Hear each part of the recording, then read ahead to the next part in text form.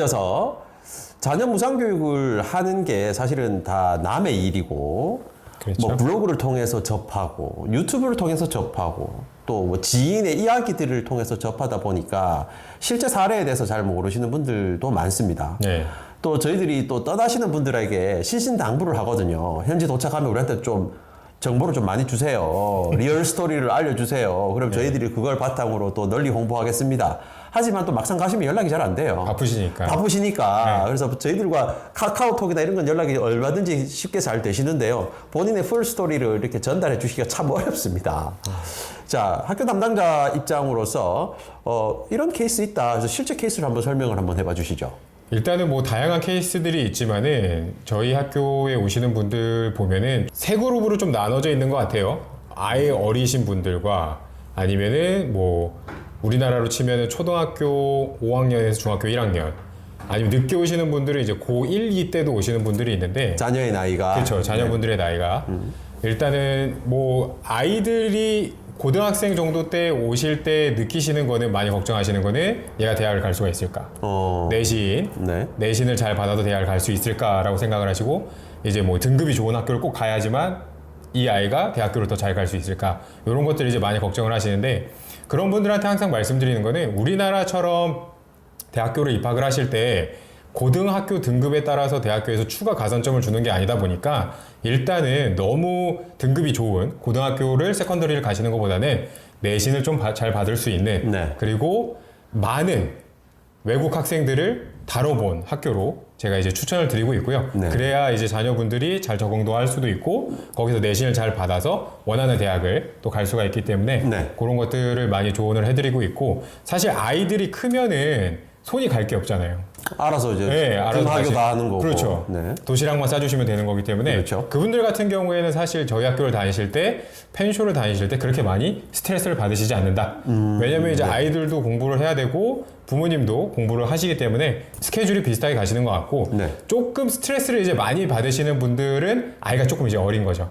뭐 유치원이라든지. 그렇죠. 1학년, 2학년 그렇죠. 친구들. 그렇죠. 그리고 좀 이제 아이가 좀 내성적이거나 그러시면은 좀 많이 걱정을 하시는 것 같은데, 근데 아이들 같은 경우에 제가 지켜보면 내성적인 아이들은 평균 한 6개월 정도 걸리는 것 같아요. 캐나다에서 적응을 하는 게. 그래서 6개월 정도만 지나면 학교 가는 거에는 전혀 문제가 없어 보이기도 하고, 제일 이제 걱정하시는 거는 아이가 혼자서 학교를 등하교를 할 수가 없으니까. 그렇기 때문에 이제 학교 스케줄에 많이 스트레스를 많이 받으시는 경우가 있는데, 어학을 하시다가 본과로 가시게 되면은 요 스케줄이 조금 들쑥날쑥 하거든요. 그렇겠죠. 그렇죠. 그렇기 때문에 본과 하실 때에는 좀 몇 분들끼리 서로 자녀분들을 봐주시는 것 같아요. 내가 좀 일찍 끝나면 좀 같이 데리러 가주고, 내가 일찍 가게 되면은 아이를 또 같이 등교를 시켜주시는 분들이 있기 때문에 한국 분들이 이제 서로 잘 도우시면서 잘 지내시는 것 같고. 잠깐 정리를 하자면, 캐나다는 보통 초등학교 4학년을 기점으로 뭐 단독으로 등하교를 한다, 안 한다가 결정이 되는 상황입니다. 그래서 초등학교 4학년이 넘어서게 되면 스스로 그냥 도보로 초등학교로 가더라도 전혀 문제가 안 되는데요.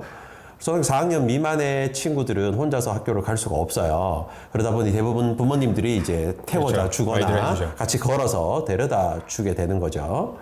펜쇼 칼리지는 어학당을 다니실 동안에는 10시에 엄마가 등교를 하시면 되기 때문에 9시까지 자녀를 데려다 주는데 전혀 시간적인 문제가 없죠. 이전 편에도 말씀드린다시피 가장 큰 장점이라고 말씀을 드렸고요. 그러다가 어학을 마치시고 이제 본과에 입학을 하게 되었을 때 그때부터 약간 문제가 될 수 있습니다. 어머님도 9시까지 학교로 가야 되고 자녀도 9시까지 학교로 가야 되고. 그런데 사실 냉정하게 말하면 이건 얼리 스쿨이라든지 얼리 프로그램 이런 것들로 어느 정도 해결이 되는 편인데, 맞습니다. 어머님 수업이 늦게 끝나는 경우가 있어요. 뭐 예를 들면 오후 6시까지 수업 있죠? 그렇죠. 어떤 날은 6시까지 있죠. 근데 평균적으로 한 4시 반에서 5시 정도면 끝나긴 합니다. 그런데 자녀의 학교는 3시에 끝이 난단 말이죠. 그래서 자녀 학교마다 애프터 스쿨에 맡길 수도 있고 못 맡길 수 있는 환경이 되는 경우도 있어요. 그런 경우에 십시일반으로 서로 어머님들끼리 월수금, 화목토 뭐 이렇게 나눈다든지 이렇게 해서 서로 도움을 주면서 자녀들 등하교를 현재 해결하고 있다고 이렇게 보시면 됩니다. 올 9월 달에도 상당히 많은 가정이 또 런던 지역으로 들어간 걸로 알고 있습니다. 또 대표 유학 에이전시 우리 에듀케이션에도 상당히 많은 학생을 저희가 런던으로 보낸 경험이 있는데요. 있죠. 자, 이번 9월 달에 들어가시면서 뭐 문제된 케이스나 혹은 뭐 애를 먹은 가정들이 있었나요? 아니요, 이번에는 그래도 스무스하게 다들 잘 들어오셨고요. 네. 그리고 들어오셔서 추가적으로 진행을 하셔야 되는 게 이제 백신이죠. 백신과 그렇죠. 자가격리. 네. 그거를 제외하고서는 다들 잘 정착하셨습니다. 잘 네. 정착하셔서 네. 적응하시고. 예, 아이들도 학교 잘 다니고 있습니다. 네. 저희도 유학을 수속을 대행하고 현지의 정착 서비스를 대행하는 입장에서 가장 신경을 많이 쓰는 부분이요. 매년 9월 혹은 1월, 그러니까 쉽게 말하면 자녀들의 학기가 시작할 타이밍에 이 자녀 무상 교육을 교육청에서 어떻게 적용해 주느냐. 기존 작년까지는 적용을 해줬다가 올해부터 적용이 안 될 수도 있다는 말이죠. 이는 정책의 변화가 있을 수 있으니까요. 맞습니다. 그래서 저희들이 거기에도 가장 크게 관심을 두고 제일 신경을 많이 쓰는 부분인데요.